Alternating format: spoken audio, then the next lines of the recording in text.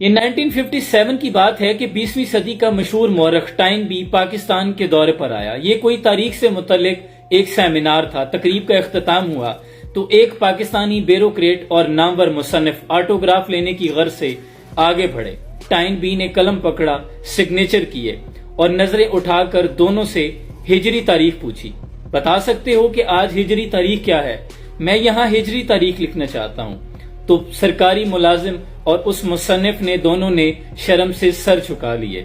تو اس پر اس نے دبے لہجے میں مسکراتے ہوئے کہا کہ ابھی کچھ دیر پہلے یہاں سٹیج پر اسلام کی تاریخ سے متعلق بڑی بڑی باتیں ہو رہی تھی۔ یاد رکھو، ابھی تمہیں اپنی تاریخ بھی یاد نہیں۔ تاریخ بڑی بڑی باتوں سے نہیں، عمل سے وقوع پذیر ہوتی ہے۔